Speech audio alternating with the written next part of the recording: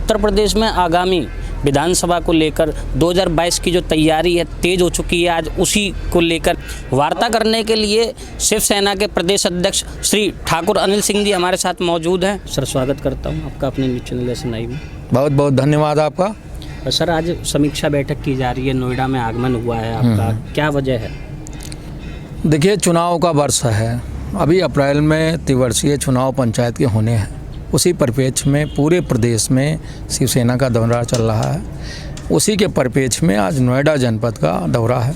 यहाँ समीक्षा बैठक चल रही है और बैठक के बाद प्रत्याशियों का चयन वगैरह ये सब निश्चित करेंगे कि आने वाले पंचायत चुनाव में हमारी भागीदारी कैसी हो।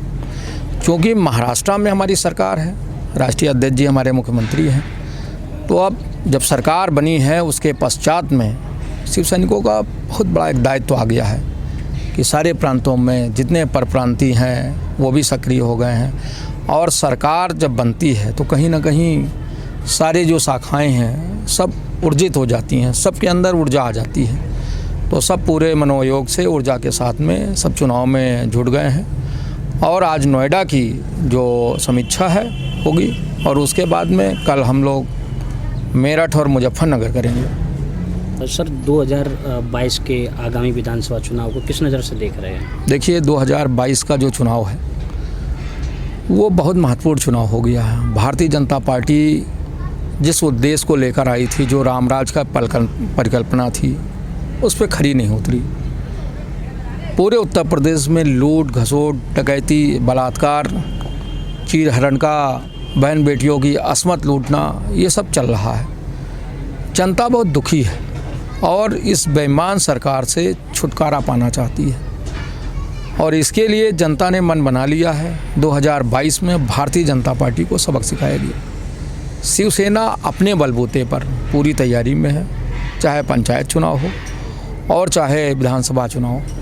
हम पूरी शिद्दत से लड़ेंगे और राष्ट्रीय अध्यक्ष जी का आदेश है कि पूरी शक्ति के साथ सांसद और उनके दौरे भी होंगे और हम लोग अकेले चुनाव में जाएंगे।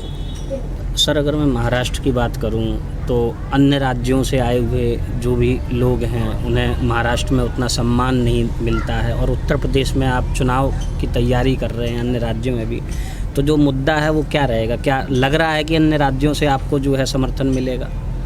देखिए, ये प्रश्न बहुत चुभने वाला प्रश्न है। आज से नहीं 2 दशक से मैं देख रहा हूँ और जिस सभा को हम लोग करते हैं उसमें परप्रांतियों का मुद्दा ज़रूर आता है। मैं बड़ी शिद्दत से आपको बताना चाहता हूँ, ये परप्रांतियों के साथ जो भेदभाव है ये शिवसेना ने कभी नहीं किया है। संजय निरुपम जी का नाम सुना होगा आपने जी। वो बिहार से आते हैं। शिवसेना ने 2 बार उनको राज्यसभा भेजा। क्या ये परप्रांतीय जो थे उनके साथ भेदभाव को दर्शाता? नहीं। एक कांड हुआ जिसमें राज ठाकरे की टीम ने परप्रांतियों की पिटाई की, ये वहाँ से उपजा और ये जिन इतना बड़ा हो गया कि उसके लपेटे में शिवसेना भी आ गई। धीरे धीरे लोगों में अब जागरूकता आ रही है। लोग जान रहे हैं कि परप्रांतियों का विरोध राज ठाकरे ने किया था, ना कि शिव सैनिकों ने। लोग जान चुके हैं। हम MLC बना रहे हैं, हम विधायक बना रहे हैं, परप्रांतियों को जोड़ रहे हैं, संगठक बना रहे हैं, जवाबदेही दे रहे हैं, जिम्मेदारी दे रहे हैं। ऐसे में ये प्रश्न जो है लोगों को भारतीय जनता पार्टी की तरफ से परोसा जाता है, उनको डर दिखाया जाता है, उनको भय दिखाया जाता है। मुझको नहीं लगता है कि इस तरह की कोई बात है। 2.5 लाख वोट हमको बिहार में मिले, ऐसे थोड़ी ना मिल गए। अभी मैं खुद प्रत्याशी था पिछले चुनाव में, 25,000 वोट हमको लखनऊ में मिले, ऐसे कैसे मिल गए? गोंडा में बाहुबलियों के खिलाफ प्रधानमंत्री की सभा के बाद, मुख्यमंत्री की सभा के बाद हमको 36,000 वोट मिले। क्या परप्रांतीय डरा हुआ है या बाहर हम लोगों की दहशत है? तो ये मुझको लगता है कि कोरे लफ्फेबाजी भारतीय जनता पार्टी का फैलाया हुआ एक प्रोपेगेंडा है। आने वाले समय में किसी भी स्टेट में शिवसेना बहुत मजबूती से लड़के आने वाली है। इससे पहले हमारे विधायक भाजपा के साथ में जब अलायंस था तो जीत के आए थे, अब अलायंस नहीं है। उसके बाद में भी हमने यूपी में अपने नगर सेवक बनाए, 2 दर्जन से ज़्यादा पंचायत सदस्य बनाए, 300 से ज़्यादा BDCO प्रधान बनाए अब हमारे मुख्यमंत्री जी हैं और मुख्यमंत्री का जो विजन है, जो उनका काम है, काम बोलता है। अब जो महाराष्ट्र का काम है वो यूपी में बोलेगा और मुझको पूरा यकीन है आपकी बार 2022 में काफ़ी संख्या में हमारे विधायक चुनकर आने वाले हैं। सर, आपकी जो पार्टी है हिंदूवादी चेहरे के रूप में जानी जाती है। उत्तर प्रदेश में यदि मैं बात करूं यहाँ के जनता की, तो उसमें जो समीकरण है वो सभी लोगों का देखा जाता है, सभी धर्मों का देखा जाता है। तो क्या हिंदुत्व के अकेले दम पर पार्टी का जो जीतना है वो तय है या अन्य की भी आवश्यकता पड़ेगी? देखिए, हिंदुत्व का मसला ये नहीं है कि हम अपने ही खाली धर्म का प्रचार प्रसार करें और उसकी गाथा गाएं। हिंदुत्व कभी ये नहीं कहता है कि दूसरे धर्म का अपमान करें। राम राज की परिकल्पना जो है वो पूरे सबको साथ में लेकर चलने पर ही पूरी होगी। आने वाले समय में कोई भी धर्म हो, कोई भी वर्ण व्यवस्था हो, उसको हम तोड़कर हम सबको एक साथ में लेकर चलना चाहते हैं। और आपने देखा जो हिंदुत्व का टैग लगा हुआ था, कट्टर हिंदुत्व का, उससे तो हम कभी हटे भी नहीं। माननीय मुख्यमंत्री जी शपथ लेने के बाद में भी अयोध्या आए। भारतीय जनता पार्टी से हमें क्या सर्टिफिकेट लेने की ज़रूरत है कि हमारा हिंदुत्व उनसे पवित्र है कि नहीं। भारतीय जनता पार्टी का तो कोरा हिंदुत्व है। उनके झंडे में हरा रंग है, हमारे झंडे में नहीं है। हमारा शुद्ध केसरिया है और हिंदुत्व वाला है। लेकिन किसी धर्म का अनादर करके उसको ठेस पहुंचाकर वो काम हम नहीं करेंगे। 3 पार्टियों की सरकार है, कितनी शिद्दत से हम चला रहे हैं और सरकार कितनी मजबूती के साथ चल रही है। पिछले 2016 में 600 सीटें थी हमारे पास ग्राम पंचायत की। इस बार सारे संगठनों ने मिलकर 10,500 के आसपास हमने जीती। शिवसेना को 3,500 के आसपास सीटें मिली। तो ग्रामीण अंचल में भी हम मजबूत हो रहे हैं। मुस्लिम समुदाय के लोग भारी संख्या में पार्टी में जुड़ रहे हैं। ये चाहे उत्तर प्रदेश में हो और चाहे महाराष्ट्र में हो। अभी क्यों है, ये कौन से समीकरण बन गए हैं कि हमारे कट्टर हिंदुत्व के बाद में भी अन्य दल हमारे साथ आ रहे हैं, ये मुझे नहीं मालूम है। लेकिन ये ज़रूर है कि भागीदारी जो है इस चुनाव में सबकी होगी। हमें किसी भी दल या उसमें नहीं जाना है। हमें जो अच्छे कैंडिडेट हैं, जो समाज में जिनकी छवि अच्छी है, उनको हम उतारेंगे। और अलायंस की जो अभी बात है वो उत्तर प्रदेश में किसी के साथ नहीं है। हम लोग अपने अकेले दम पर चुनाव लड़ने के बिल्कुल मुहाने पे हैं, दहलीज पे हैं और बड़ी शिद्दत से लड़ेंगे। जनपद गौतम बुद्ध नगर, जिसे नोएडा के नाम से ही लोग जानते हैं, जनपद गौतम बुद्ध नगर बहुत कम जानते हैं, जो कि आर्थिक जो है राजधानी कही जाती है उत्तर प्रदेश की। तो यहाँ पर जो विधानसभा प्रत्याशी हैं, क्या वो चुन लिए गए हैं आपके द्वारा? हाँ, 3-4 नाम हमारे सामने आए हैं, प्रस्ताव भी आया हुआ है। चूँकि एक बड़ा दुखद यहाँ प्रश्न है, नोएडा आर्थिक नगरी है, लेकिन नोएडा के नौजवान जो हैं वो बेरोजगार हैं। जो भूमिपुत्र हैं, जिनको पहले अधिकार मिलना चाहिए, वो कंपनियों में उनको अधिकार नहीं है। बाहरी परप्रांतीय के लोग यहाँ हैं और उनको रोज़गार सरकार ने दे रखा है।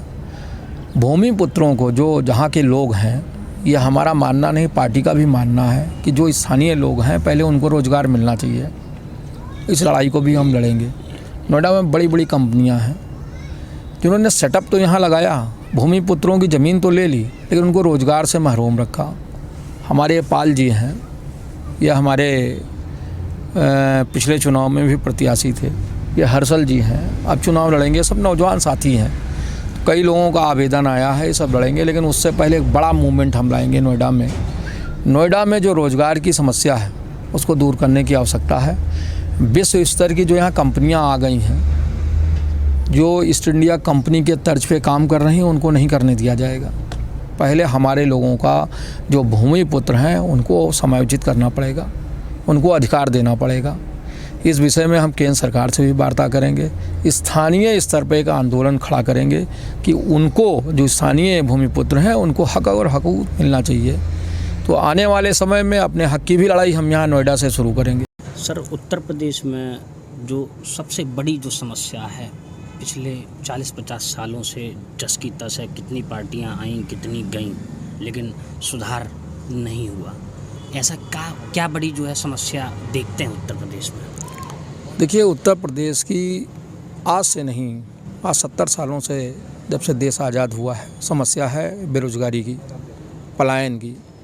तो जो हमारा गांव में बैठा हुआ नौजवान है उसको रोज़गार नहीं है। खेती की स्थिति देश में बहुत विस्फोटक है। देख रहे हैं आज 70-75 दिनों से किसान सरहद पे बैठा हुआ है, उसको MSP तक नहीं मिलता है। कैसे लालन पालन होगा गांव में, गांव के अंचलों में?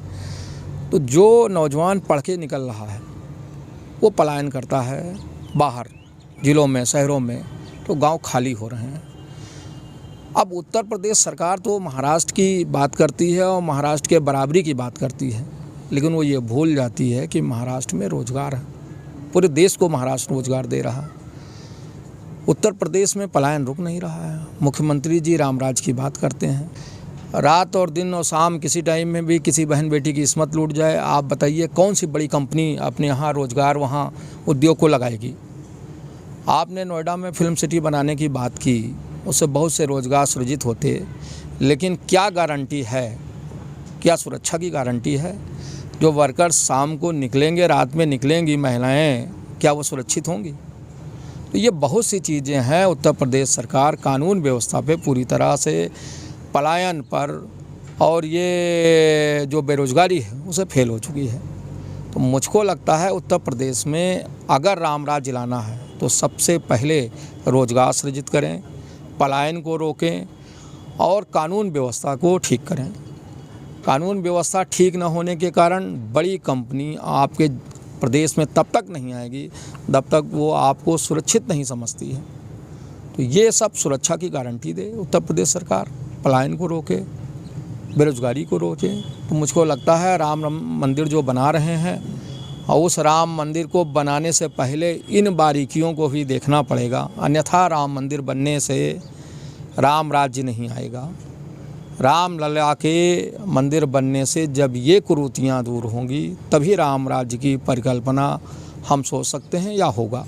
देखा जाता है कि जब भी जिस राज्य में चुनाव होते हैं उसी समय कुछ पार्टियां हैं जो सक्रिय हो जाती हैं, इनके विषय में क्या कहेंगे? और उससे पहले ना वो धरातल स्तर पर कभी दिखाई देती हैं मुद्दों को लेकर, और ना ही कुछ ऐसी उनके क्रियाकलाप नज़र आते हैं, क्या कहेंगे? देखिए, अगर चुनाव और राजनीति करने के लिए ही पार्टियां सक्रिय हो रही हैं, समाज सेवा से उनका कोई लेना देना नहीं है, तो मुझको लगता है कि ये बेईमानी है और जनमानस के साथ धोखाधड़ी है। और वो चुनाव में उतर जरूर जाती हैं, लेकिन जनता उनको सबक सिखाती है। बाला साहब का मानना है कि 80% समाज सेवा और 20% राजनीति। बहुत सी अगर मैं निर्वाचन आयोग में अगर मैं बात करूं RTI के माध्यम से, तो लाखों पार्टियां हैं जो सिर्फ और सिर्फ कागज़ों पर चल रही हैं। हाँ, है और चुनाव आने पर ही सक्रिय हो जाती हैं, और उससे पहले उनका समाज से ना कोई सरोकार होता है, ना कोई समाज से संबंधित समस्याओं को लेकर जो है उनके पास समाधान कोई होता है। तो इस विषय में क्या प्रतिक्रिया है? देखिए, ऐसी जो पार्टियां हैं, चुनाव आयोग को भी उनको देखना पड़ेगा, कसना पड़ेगा, कौन सा लाल पीला काला धंधा करने के लिए वो चुनाव में सक्रिय हो रही हैं, कौन से धन को संग्रह करने के लिए कर रही हैं या ठिकाने लगाने काम कर रही हैं। ये विषय तो चुनाव आयोग का और सरकार का है। और बहुत सी समाज सेवी लोग चुनाव में उतर जाते हैं, वो भी एक अच्छा कदम है उनका, जो साल दर साल समाज की सेवा कर रहे हैं, उनको चुनाव में आना चाहिए। लेकिन बिजनेस और व्यापार के लिए जो राजनीतिक पार्टियां बनी हुई हैं, मुझे लगता है उस पर अंकुश लगाने की आवश्यकता है। सरकार भी इसको देखे, चुनाव आयोग को भी देखना चाहिए। ये तो समाज में कुरीति फैलाने का काम करेंगी। सर, उत्तर प्रदेश में यदि मैं बात करूं तो शिवसेना पार्टी का जो विस्तार है कितना समय हो चुका है? देखिए, शिवसेना पार्टी ने उत्तर प्रदेश से एक विधायक भी चुन कर दिया, नगर सेवक चुन के दिए। मैं खुद चुनाव लड़ा, मैं लखनऊ में डिप्टी CM के खिलाफ चुनाव लड़ रहा था, मेयर का कैंडिडेट था, 25,000 वोट मिले, तीसरे नंबर पर रहे। इसके अलावा अभी गोंडा में हमने परफॉर्मेंस किया, 36,000 वोट मिले, बदायूं में 15,000 मिले, कहीं 22,000, कहीं 35,000, इस तरह के वोट मिलते रहते हैं। सबसे बड़ी समस्या ये थी कि राष्ट्रीय अध्यक्ष जी इससे पहले महाराष्ट्र को देख रहे थे। अब उनका विजन साफ है कि और प्रांतों में हमें अपने पैर पसारने चाहिए, पार्टी को खड़ा करना चाहिए।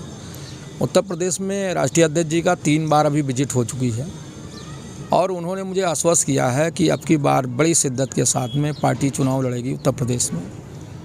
माननीय संजय राउत साहब हैं, अनिल देसाई साहब हैं, विनय शुक्ला जी हैं, ये सारे लोग समय समय पे विजिट करते रहते हैं। हमारे उत्तर पश्चिमी के प्रदेश भी प्रमुख हैं और उप प्रमुख भी हैं। तो पश्चिम के आहूजा जी उप प्रमुख हैं। ये पूरे पश्चिम के 27-28 ज़िलों में भ्रमण करते रहते हैं। बंसल जी हैं, सोमदत्त शर्मा जी हैं, ये लोग यहाँ पश्चिम की यूनिट को दुरुस्त करते हैं। और पश्चिम में चूँकि अभी आप देख रहे हैं किसानों का सबसे बड़ा आंदोलन पश्चिम से ही चल रहा है। अभी हम लोग कल जाएंगे मेरठ, मुजफ्फरनगर दौरा करेंगे, वहाँ नब्ज टटोल रहे हैं। दिल्ली गाजीपुर बॉर्डर पर पिछले 2.5 महीनों से किसान सड़कों पर बैठे हैं, कड़कती ठंड है। क्या शिवसेना पार्टी का समर्थन किसानों को मिलता नज़र आ रहा है? अभी पिछले सप्ताह हमारे 1 दर्जन सांसद राकेश टिकैत जी से साथ में गाजीपुर बॉर्डर पे गए, मिले। हमारे मुजफ्फरनगर, मेरठ और गाज़ियाबाद के जिला अध्यक्ष लगातार उनके संपर्क में हैं, जाते आते रहते हैं। सांसदों का समर्थन है। कल मैं राकेश टिकैत जी से, नरेश टिकैत जी से मिलने मुजफ्फरनगर जा रहा हूँ। वहाँ एक बैठक करेंगे नरेश टिकैत जी के साथ में। जो किसान है, अन्नदाता है, हम उसके साथ हैं। यहाँ कोई राजनीतिक समीकरण बैठाने के लिए बात नहीं है। बात यह है कि MSP सहित और जो मुद्दे 3 काले कानून के जो बिल हैं, उनके वापसी के लिए जो सरकार की हठधर्मता है, सरकार को वो छोड़ना चाहिए। इतने राउंड की जो वार्ता होने के बाद जो ये सरकार घुमा रही है, तो ये जो वार्ता चल रही है कहीं ना कहीं उनका दम निकालने के लिए, उनको तोड़ने के लिए चल रही है। और लेंथी जो ये प्रोसेस हो गया है, वार्ता 2, 4, 5 में क्या हल नहीं निकल सकता था, लेकिन सरकार ने अभी उस दिन भगदड़ के बाद से वार्ता बंद कर दिया। तो सरकार कहीं ना कहीं किसानों का मनोबल कम करके और उनको तोड़ के अपने मामले को हासिल करना चाहती है। वैसे होगा नहीं ऐसा। सर, महाराष्ट्र में पालघर की दुखद घटना जो अब तक देश नहीं भुला पाया है, तो कहा जाता है कि शिवसेना का वहाँ पर वर्चस्व होने के बावजूद, एक हिंदुत्व पार्टी होने के बावजूद इतना जो है शर्मनाक घटना हुई, क्या कहेंगे? देखिए, पालघर में जो संत के साथ में हुए कृत्य, उसको कोई अच्छा नहीं मानेगा। ये सब समाज है और हम भी संतों का अपमान बर्दाश्त नहीं कर सकते हैं। 150 से ज़्यादा जिस तरह से ये घटना हुई है, क्या साधु संत समाज का आपको समर्थन मिलेगा उत्तर प्रदेश में? देखिए, साधु संत भी जानते हैं कि आकस्मिक ये घटना है, इसमें सरकार का कोई लेना देना नहीं। कहीं भी कांड, कहीं भी अपराध हो सकता है। 150 से ज़्यादा लोग पकड़े गए जो जेलों में हैं, जिनकी जमानत नहीं हो पाई है। एक तो वहाँ की घटना है। दूसरे अभी कल बदायूं में घटना हुई है, मुंह के अंदर छुरा डाल के उसकी आंतें निकाल ली गई हैं। हमारे उत्तर प्रदेश की घटना है। मुख्यमंत्री ने ना संज्ञान लिया, ना मीडिया ने संज्ञान लिया। पालघर में जब ये घटना होती है तो आपकी वहाँ पे सरकार मौजूद है, क्या कदम उठाएगा? साधु संतों का कोई मसला अगर उत्तर प्रदेश में हम उठाते हैं तो उसको पहले तो पालघर से कनेक्ट किया जाता है। एक पालघर हुआ है, उत्तर प्रदेश में 165 पालघर हो चुके हैं, लेकिन सरकार सोई पड़ी है। उस प्रदेश में कांड हो रहा है जहाँ योगी तपस्वी की सरकार है, जो खुद संत है। इससे बड़ी विडंबना क्या हो सकती है कि एक संत के रहते हुए संतों का अपमान, उनका अपराध और उनकी हत्याएं हो रही हैं। आपकी मौजूदा सरकार में घटना को लेकर क्या कार्रवाई की गई? हमारी सरकार ने 150 व्यक्तियों को जेल में बंद किया है, रासुका लगाया है और कभी किसी की जमानत तक नहीं हो पाई है। बहुत सख्त लहजे में उन्होंने कार्रवाई किया है। अभी कुछ अराजक लोगों ने कहीं एक पंचायत की थी, क्या नाम है उनका, उनके ऊपर भी सख्ती की है। तो हमारी सरकार कानून व्यवस्था पे वहाँ 1 नंबर पे है। रात को किसी की असमत नहीं लूटी जा रही है। शाम को 7 बजे के बाद में उत्तर प्रदेश में किवाड़ बंद हो जाते हैं। वहाँ हमारे महाराष्ट्र की महिलाएं 2 बजे 3 बजे तक सुरक्षित हैं। आवागमन वहाँ कभी नहीं बंद होता है। तो राम राज्य की अगर बात करें तो इनसे ज़्यादा अच्छा राम राज्य और कानून व्यवस्था महाराष्ट्र सरकार के पास में है। और ये खोखली बात जो उत्तर प्रदेश सरकार कर रही है, एक संत के रहते हुए 165 साधुओं की हत्या हो गई है। मुझको लगता है चिंतन करना चाहिए, मुख्यमंत्री जी को इस्तीफ़ा देना चाहिए। उत्तर प्रदेश कानून व्यवस्था पे पूरी तरह से फेल हो चुकी है। सर, बीजेपी शिवसेना महाराष्ट्र में चुनाव जीती, फिर जो है विच्छेद हो गया संबंधों में, क्या कहेंगे?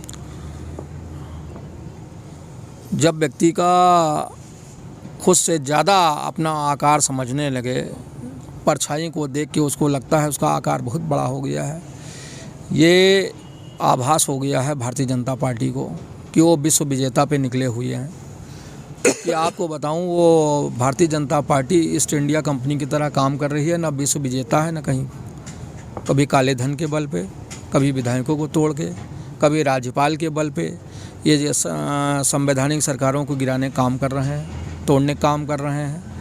भारतीय जनता पार्टी की कलाई पूरे देश में खुल चुकी है और ये जो ममता दीदी को डरा रहे हैं, सेकंड डिजिट से ज़्यादा ये बढ़ नहीं पाएंगे। अभी मैं आपके सम्मानित चैनल में बता रहा हूँ। और अभी जो चुनाव हुआ बिहार में, वहाँ भी बेईमानी और उन सब चीज़ों को, हथगंडों को अपना कर ये जीत गए। तो ये संवैधानिक पदों पे बैठी हुई जो पार्टियां हैं उनको गिराने का काम कर रही है। भारतीय जनता पार्टी अपने धन का प्रयोग करके ये सब कर रही है। उत्तर प्रदेश में प्रतिद्वंदी कौन सी पार्टी को मानते हैं? हम उत्तर प्रदेश में पार्टियों की प्रजनता पे नहीं, विकास के आधार पे जनता के बीच में जाना चाहते हैं। कितनी पार्टियां लड़ेंगी, कौन कौन लड़ेगा, यह अन्य पार्टियों का विषय है। हमारा विज़न बिल्कुल क्लियर है। महाराष्ट्र का जो मॉडल है उसको उत्तर प्रदेश में हम उकेरना चाहते हैं, चाहे वो रूरल एरिया हो और चाहे अर्बन एरिया हो। जो हमने काम किया है, जो माननीय राष्ट्रीय अध्यक्ष उद्धव साहब ने किया है, उस रोल मॉडल को हम उत्तर प्रदेश में ले जाएंगे, जन जन तक पहुंचाएंगे। तब मुझको लगता है रामराज की परिकल्पना साकार होगी। सर, एक आखिरी और बहुत ही मुख्य प्रश्न, जो किसान सड़कों पर बैठे हैं, क्या उनकी जो मांगे हैं वो ठीक हैं? सदन के बाहर हो या सदन के अंदर हो या सड़क पे हो, शिवसेना किसानों के साथ में है और बड़ी शिद्दत के साथ में हम किसानों की लड़ाई लड़ रहे हैं। कल पश्चिम के दौरों पे, जिलों के दौरों पे पूरी कोर कमेटी जा रही है और किसान की जो भी लड़ाई है वाजिब हम उसको लड़ेंगे। एमएसपी का इतना बड़ा मुद्दा है देश में, ये छोटा सा मामला क्या भारतीय जनता पार्टी की हठ धर्मता को नहीं दर्शाता है? एक छोटे से मामले को 2 मीटिंग में ख़त्म कर देना चाहिए। प्रधानमंत्री कहते हैं एक फ़ोन कॉल की दूरी पर है। क्या आपने फ़ोन नंबर अपना बताया है? आप बताइए, मैं किसानों को लेके आ रहा हूँ। ये ढोंग जो रच रखा है भारतीय जनता पार्टी के लोगों ने, ये कहीं ना कहीं देश की रीढ़ जो किसान हैं उनको तोड़ने के लिए कर रहे हैं। और ये जो जितना धन है अडानी अंबानी की जेब में भारतीय जनता पार्टी भर रही है। बीजेपी कहती है कि जो अध्यादेश लाए गए हैं वो किसान को उन्नति प्रदान करेंगे। किसान कहते हैं कि ये जो 3 कृषि अध्यादेश लाए गए हैं उनको उनके घर से ही बेघर कर देंगे। तो क्या जो है आपकी राय है? हम ये कानून क्यों लाए हैं? देश को खुशहाल बनाने के लिए लाए हैं, किसानों को खुशहाल बनाने के लिए लाए हैं। अगर किसान खुशहाल नहीं होना चाहते हैं तो उनके हाल पे छोड़ दीजिए। क्या देश का किसान मूर्ख है कि आप 3 बिल लेकर आए हैं और वो खुशहाली नहीं चाहते हैं? उस बिल में बहुत भारी कुरीति है, सभी अर्थशास्त्रियों ने बताया है। एक छोटी छोटी बिंदुओं पर पूरे देश के किसान मंथन और चिंतन कर रहे हैं। भारतीय जनता पार्टी किसानों को सुकून देना चाहती है, उनको अधिकार देना चाहती है और किसान नहीं लेना चाहते हैं। ये कौन सा प्रोपोगंडा भारतीय जनता पार्टी फैला रही है? उन तीनों किसानों में कहीं ना कहीं बहुत बड़ी खामियां हैं और हमको लगता है भारतीय जनता पार्टी को अपना हट छोड़कर उनको काले कानून को वापस लेना चाहिए। उसमें भारी अमेंडमेंट करने की आवश्यकता है और भारतीय जनता पार्टी आज नहीं कल उसको बैकफुट पे आना ही पड़ेगा। देश का किसान, देश का नौजवान, देश का व्यापारी सभी जाग चुका है। अब आने वाले समय में आंदोलन ऐसे नहीं ख़त्म होगा। शिवसेना इसके साथ में है। जुड़ने के लिए, बात करने के लिए आपका बहुत बहुत धन्यवाद। आपके सम्मानित चैनल का बहुत बहुत आभार, धन्यवाद।